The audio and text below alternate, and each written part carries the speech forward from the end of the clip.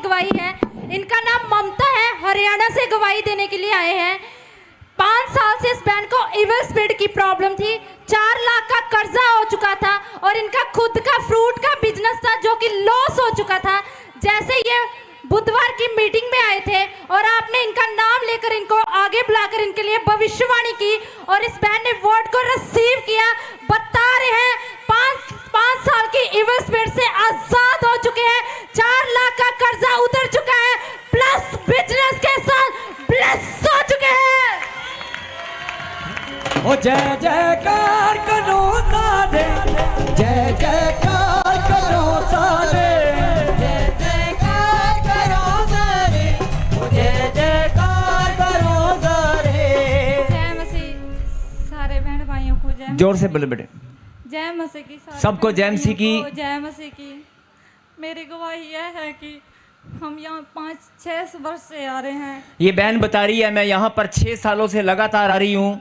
लेकिन जब हम यहाँ आते थे ना, सच्ची बताऊँ, हम बिल्कुल कंगाल थे, बिल्कुल कंगाल थे कि हम जहाँ आते थे ना, अगर आने का किराया होता था तो वापस जाने का किराया नहीं होता था। तो जब मैं पहली बार यहाँ आई तो मैंने अपने कुर्ते की ऐसे झोली प्रभु के आगे करके प्रार्थना की, लेकिन दास मुझे नहीं जानते थे, ना ही मैं दास को जानती थी। मुझे तो ये भी नहीं पता था कि यहाँ प्रॉफिट जी भी हैं। लेकिन जब मैं प्रार्थना करके तो भवन में जाके बैठी तो मेरे हस्बैंड कहने लगे कि चल वापस घर चलते हैं। तो मेरे को अपना होश नहीं था, तो मैंने इनको बोला कि तू कौन होता है मेरे को लेके जाने वाला। ये मेरे को बोलने लगे कि तू जान के करिए, लेकिन मेरे को कुछ पता नहीं था। तो जब अगली सुबह हुई तो प्रॉफिट जी आए, तो प्रॉफिट जी ने पता नहीं मेरे को प्रार्थना की, क्या हुआ क्या नहीं। तो फिर मैं अपने होश में ही नहीं थी, लेकिन मैं इसको बोलने लगी तू कौन है, मैं तेरे को नहीं जानती। मेरा मतलब पाँव नहीं निकल रहा था चरस से, मेरी ऐसी बुरी हालात थी, मुझे दुष्ट आत्मा की प्रॉब्लम थी। लेकिन पापा जी ने हमें रुकने के लिए बोला, तो हमारे ऊपर प्रार्थना करते रहे। तो पापा जी ने इनको बोला कि प्रभु मैं तू नेचा कर। जब ये मेरे को पहली बार यहाँ ला के आए थे ना, तो मेरे को घर से मार पीट कर फिर लाए थे, इनका विश्वास नहीं था। जो प्रॉफिट जी ने मेरे लिए बोला ना, सच्ची ये मेरे को समझते नहीं थे जो मेरे को दुख था। लेकिन पापा जी ने इनको जब बताया ना कि बेटा ये जान करके नहीं करती, जो इनको भी नहीं पता था, इतनी प्रोफेसी की घर का बताया तो इनके पैर से ज़मीन खिसक गई। तो बोले इतना पापा जानते हैं। तो पापा ने इसको बोला चेयर से नीचे उतर के घुटने के बल बैठ के प्रभु से माफ़ी मांग, जो भी तूने किया है। इसने माफ़ी मांगी, प्रभु ने मेरे जीवन में काम किया और प्रभु ने मुझे दुष्ट आत्मा से आज़ाद किया। तो हम यहाँ आते थे बिल्कुल कंगाल थे, लेकिन पापा बोलते थे आप जुड़े रहो, हम आते रहे। हमने ले हैंड प्रेयर करवाई तो 3 साल हो गए थे काम के लिए, बिजनेस के लिए। 4 साल टप गए, फिर भी हमारा बिजनेस नहीं चला। तो 4 साल पहले की प्रेयर करवाई हुई, हम आते रहे, हमारा मन ऐसे नहीं डोला कि इतना टाइम हो गया, काम तो खुल भी नहीं रहा है, क्या फायदा जाने का। लेकिन हम आते रहे। मेरा सोना था, मैंने गिरवी डाल दिया, 5 साल हो गए थे, लेकिन फिर भी मैं आती रही। उसके बाद में जब आज से 2 साल पहले तो हम आए, तो मेरे घर वाले के जेब में 10 रुपये थे। तो पापा ने प्रार्थना करके हमें घर भेजा। तो पता नहीं प्रभु की ऐसी क्या कृपा हुई, तो हमने 10 रुपये जाके 10 रुपये से जैसे जुबान पे सिक्का देते थे 1000, 500, लाख दे देते, मेरे घर वाले ने 10 रुपये दिए। 10 रुपये में ना प्रभु ने आज हमें लाखों से ब्लेस कर दिया, इतना बढ़ाया।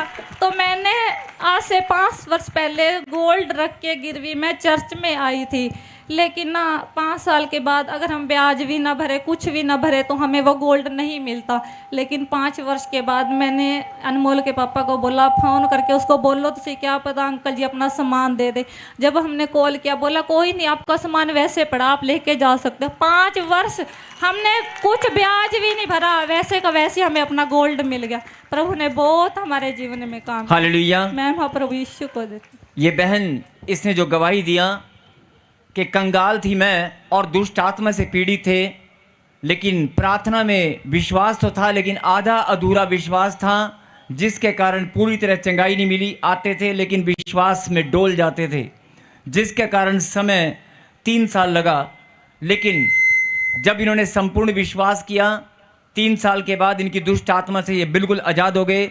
2-3 साल तक इन्होंने लेकिन आते थे लेकिन विश्वास नहीं करते थे, और इनका हस्बैंड प्रार्थना नहीं करता था।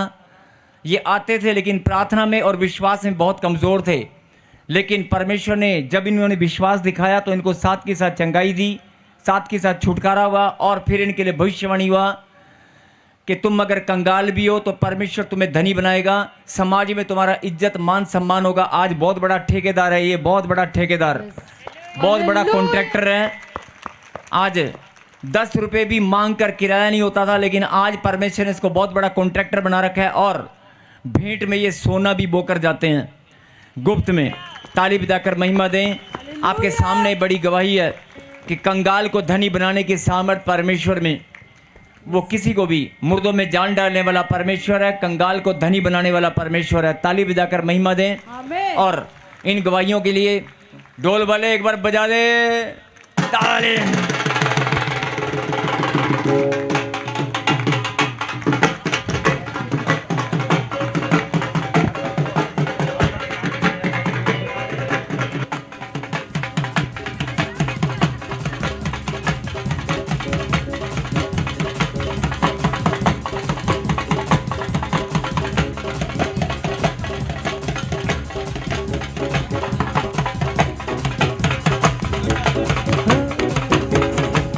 जो ਚੱਲਦਾ ਨਹੀਂ ਚਲਾ ਦਿੰਦਾ ਏ ਯਿਸੂ ਮੇਰਾ, ਮੋਟੇ ਨੂੰ ਖਰਾ ਬਣਾ ਦਿੰਦਾ ਏ ਯਿਸੂ ਮੇਰਾ, ਮੋਟੇ ਨੂੰ ਖਰਾ ਬਣਾ ਦਿੰਦਾ ਏ ਯਿਸੂ ਮੇਰਾ।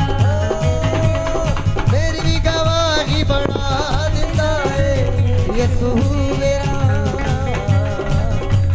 जो दूसरों की खुशी में शरीक होना जानते हैं और जो दूसरों के दुख को अपनाना जानते हैं, परमेश्वर ऐसे लोगों से बहुत प्रसन्न होते हैं। बोलो आमीन। तो मैं धन्यवाद करता हूँ इन गवाहियों के लिए परमपिता परमेश्वर का, और धन्यवाद करता हूँ इस भेंट के लिए प्रभु के चरणों में जिन्होंने अर्पित की है। प्रभु इनको बहुत आशीष दे और बोला हुआ लाखों गुना काटने पाए। और जिन्होंने आज इस गीत में इस ढोल के साथ अगर आपने एक ताली बजाई है, नाच कर आनंदित होकर प्रभु को धन्यवाद किया है, तो आपका भी मस्तक ऊंचा होकर रहेगा। और जो बीज बोने के लिए रह गए हैं, आप सभी अपने उत्तम भेंट को उठाएं। खुदावन आपको आशीष देगा, क्योंकि वचन कहता है भेंट मनुष्य के मार्ग को खोलती है। हालेलुया। आज विश्वास के साथ बोए, क्योंकि आपने गवाहियां देखी कि वो स्त्री ने कैसे उस अपनी घटी में भी बोया खुदा के लिए। हालेलुया। और परमेश्वर ने उसके बोने को देखा, उसके मन को देखा, और परमेश्वर ने आज आपके सामने लाखों के बिजनेस के साथ ब्लेस किया। बोए, परमेश्वर आपके जीवन में काम करेगा। हालेलुया।